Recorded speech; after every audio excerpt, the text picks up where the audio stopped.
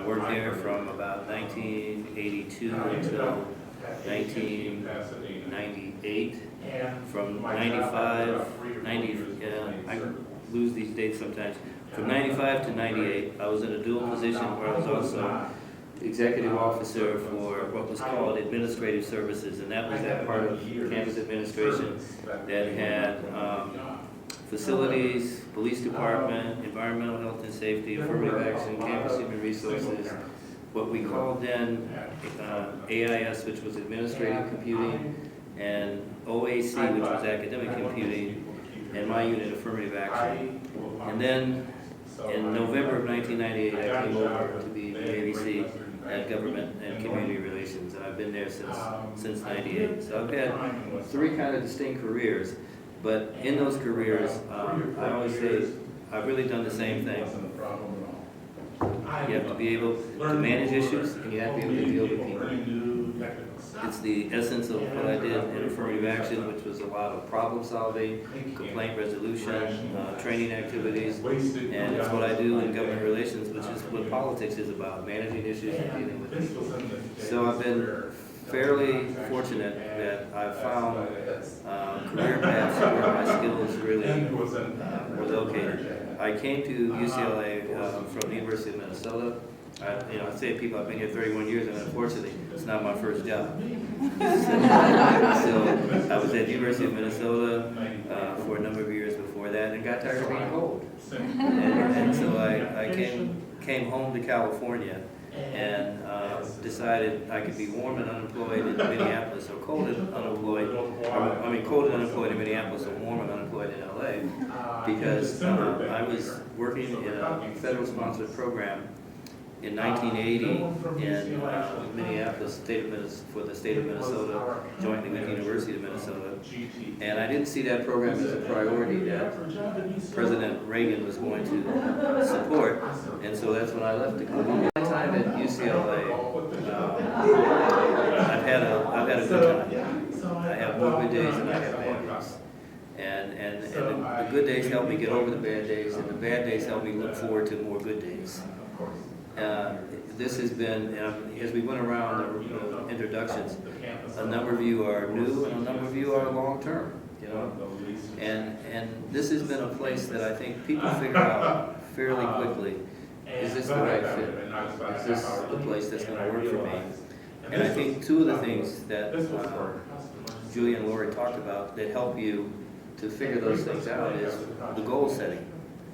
What are your career goals like? Because when you are doing that and you're thinking about your career goals, then you have to think about, is this the right place for me to attain that? Or if it isn't, are there skills that I can develop here that are going to be transportable that will help me to reach whatever that goal that I have? So I always do an exercise with people where I say, here's where you want to be. What does this gap look like? And how do you move across that gap? Are there educational experiences that you need? Are there professional experiences that you need? Are there support? Is there support that you need? So the mentoring can come in, particularly in terms of the support. So when you do your gap analysis and you're looking at where you are versus where you want to be, then again, the role of a mentor is important, and the role of the information interviews, I think, become important, because it lets you sort of get a sense of, does that goal work for me? Does that goal work for me? When I was an undergrad, thousands of other undergrads, I was a pre-med major. Took a lot of chemistry and biology classes. But I had an experience in a hospital. And I realized, you know what, I don't like sick people. I don't like being around sick people. I don't want to get sick. And so, that was helpful, because you start to find those things out. I had a summer job where I worked in Chrysler, working in a factory. And my job was to drill 4 holes in an engine block, water cooling system. And again, I'll take you way back, because I was making $3.19 an hour when everybody else was making $1.40. Okay, so I was in big bucks, right? Well, I realized I don't want to be a factory worker. You know, even though I made enough money that summer to pay for school for that year and to buy a car, this is not the work that I'm going to be good at and I'm going to be motivated by. And so we have these kinds of experiences where even if I'm not clear or certain on what I want to do, I can certainly identify what I don't want to do. And so I think the role of the informational interview is to help you get that sense of, is that goal, that ideal job, is that really what I want to do? And you know, whatever my gap is from where I am to where that is, am I willing to take that on and try to narrow that gap and achieve that goal? Now, I was, again, I tell this quick story, I was very fortunate at UCLA because I had reached my goal. I had worked in affirmative action and for, let me see, 10 years or so, and I wanted to be the boss. I wanted to be the staff affirmative action officer. And I had reached that, and I was very, very happy in that role. I enjoyed that role. And then I had an opportunity to go beyond that goal that I had set for myself. And so I think the lesson for me in that is that as you build the skill set of yours, again, you want it to be transportable. You want it to have applications at where you want to be and beyond where you want to be. And I think that's where I was very, again, fortunate that when that next opportunity came along, that was very different than the goal I had set for myself. I was at least competitive for that opportunity, and you know, I did get that opportunity. So it isn't a question to me of luck. It's a question of being skilled, being ready, being able, so that when that opportunity came along, you could be competitive and you could be selected. If the opportunity had come along for me to be head of neurosurgery, I wouldn't have been competitive. I was interested in it. And so I think, you know, again, the comments about setting your goals, testing your goals, asking yourself a number of questions. Are you committed to it? Are you passionate about it? The best jobs I've had are jobs that I would have done whether they paid me or not. And then I've had some jobs where they had to pay me. Okay, they had to pay me. But the passion that you feel about what you are doing, that it's more than, you know, it's more than a job. It really is a career. And when I think about, you know, my parents and perhaps some of you in this room, your grandparents, their jobs started at 8 and ended at 5. And when they came home, when my father came home, my father didn't talk about work, my father didn't think about work, my father had other stuff. And you think about our lives today, what we do is so integral in defining, in many ways, who we are, the value that we provide, and to some extent, you know, I think it's an unfortunate thing sometimes, our own self-worth. Because our work continues beyond that 5 o'clock time. We're thinking about it. We're talking about it.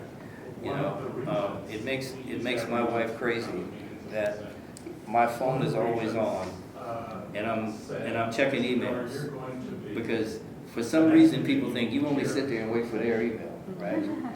And so the immediacy of the world that we live in, it means that our work has I think a greater importance to us than it certainly had to the parents and grandparents. And so we have to be much more strategic in our decision making. But we also, at some point, I want to say this too about myself, we got to be willing to take some risks. What does that mean to you, and how do you make that risk a responsible risk? How do you make sure that there's some safety net in place when you take that risk? And how do you make sure, at least certainly in your mind, that you're committed to that risk? So I could tell you any number of stories out of my life where you know, I've taken risks and I've not been successful. But when I fell, first I got back up, and second I didn't stay on the ground, and I learned something from it. So I didn't fall that second time from that same risk. And so the learning experiences we have make it important for us to not be so risk averse. You know, you can't wait on UCLA to take care of you. You've got to own that, and you've got to have a plan. And in building that plan, and I'll just tell you, again, in my own career life here, that plan has involved having a number of mentors that have given me critical advice at critical moments. And there are still people that I touch base with on a regular basis because I still value and respect those perspectives. Doesn't mean that we always agree, because I think there's a point in that relationship where you have to push back. You have to disagree because you've got to own it and you've got to make some decisions on your own. But there are other times when that perspective can be really valuable. Even the questions, does that really make sense, Keith? That's a good question to be able to answer. Have you thought this through, Keith? You sort of say, yeah, maybe I need to think about this a little bit more. I mean, those are simple questions that I know my mentors have asked me, and I've either had good full answers for them or I haven't had good full answers for them. And I did have to go back and reconsider. And at that time, that was probably helpful. There are other times when I said, I'm going forward. And in terms of going forward, I'm committing myself to a successful outcome, whatever that is. But I understand what I'm doing and what the cost of it will be. Everything we do has a cost. Everything we do hopefully has a benefit. And so when you burn a bridge, know that you've burned a bridge. Don't think you can go back across that. When you've made a friend, be a friend. Don't make it a one-way street. And so you have to, I think, sometimes expand the conversation, because when we only have a conversation with ourselves, we always agree because we're always right. The support piece of your gap analysis. Do you have the support? And that can be colleagues, that can be family, that can be certainly people in the profession, and people that you consider mentors. So let me just stop there and great bosses along the way. So how has that experience been for you in terms of how you I've had very good bosses. I've had a couple bad bosses, and I think sometimes you learn as much from the bad bosses as you do from the good ones. Because certainly from some of the bad ones, you learn what not to do. Some of you out there, I know I've probably heard this story about, so I apologize for telling it again. But when I was in affirmative action, I had a client department that I had to work with. And the ABC for that department was someone who enjoyed doing black dialect. Okay? He was, and this is back in the 80s, he was very hip. He was very, I'm not even sure what I call it, right? Well, he didn't do it well. And he didn't need to do that with me. And so I had a conversation with him, and I said, I don't do Yiddish dialogue with you. You don't need to do black dialogue with me. We can work together without that. That might be okay with some other folks, but that's just not going to work well with me. So we had that conversation. That's probably like 1983, 84. 1993, he and I are peers. We're on the same management team. 1995, he's my boss. Now, I think about, what if I had not had that conversation, right? What if I'd been in a place where I had to either put up with it or be pissed off and be angry black man with him, all right? Not a good career choice. And I think there was an insensitivity on his part that because that worked with some people, it doesn't work with all of us. Well, it just wasn't. And so I think the lesson in that I sort of learned is, not only that you deal with people as individuals, but you have to think about what is the impact of your actions upon others. Because you're going to see we're going to see each other again. And I never had to bite my tongue, and he never did that with me. He did